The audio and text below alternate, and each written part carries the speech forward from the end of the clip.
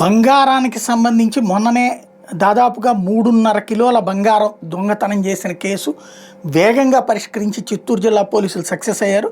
అయితే ఇందులో కీలకమైనటువంటి వ్యక్తి కర్ణాటక కాంగ్రెస్కి సంబంధించిన కౌన్సిలర్ అని తేలింది. ఏదైతే కర్ణాటకలోని కేజీఎఫ్కి చెందినటువంటి దీపక్ కుమార్ బంగారం అట్లాగే బట్టల వ్యాపారం చేస్తుంటాడు. తన దగ్గర పనిచేసే చేతన్ కుమార్ ముక్కురం ఈ నెల 2న రాత్రి తమ కారులో చెన్నై నుంచి కేజీఎఫ్కి బంగారం బిస్కెట్లు తీసుకుని వెళ్తుంటే మార్గ మధ్యలో బీకోట మండలం నాయకనేరి ఘాట్ దగ్గర దొండగులు కారును అడ్డగించి బంగారు బిస్కెట్లను దోచుకెళ్లారు. దీపక్ కుమార్ మరుసటి రోజు పోలీసులకు కంప్లైంట్ చేశాడు. పలమనేరు డీఎస్పీ ప్రభాకర్ ప్రత్యేక బృందాలతో దర్యాప్తు ప్రారంభించి కర్ణాటక, తమిళనాడులో గాలింపు చేపట్టారు. వీకోట మండలం రాఘవపల్లి సమీపంలో విద్యుత్ సబ్స్టేషన్ ఎదుట వీకోట పలమనేరు హైవే మీద శనివారం వాహనాలు తనిఖీ చేపట్టారు. కేజీఎఫ్ పట్టణానికి చెందిన కాంగ్రెస్ కౌన్సిలర్ జైపాల్, ముక్రం, కేఆర్ బాబు, షణ్ముగం ఈ కారులో బంగారు బిస్కెట్లను తరలిస్తున్నట్టు గుర్తించి అదుపులో తీసుకున్నారు.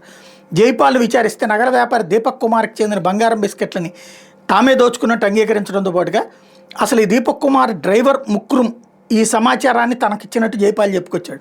తమిళనాడుకి చెందిన మరో 12 మందితో కలిసి దోపిడీకి పాల్పడినట్టు చెప్పాడు. మిగిలిన నిందితులను త్వరలోనే అరెస్ట్ చేస్తామని ఎస్పీ ప్రకటించారు. వాళ్ళు తమిళనాడు పారిపోయారు.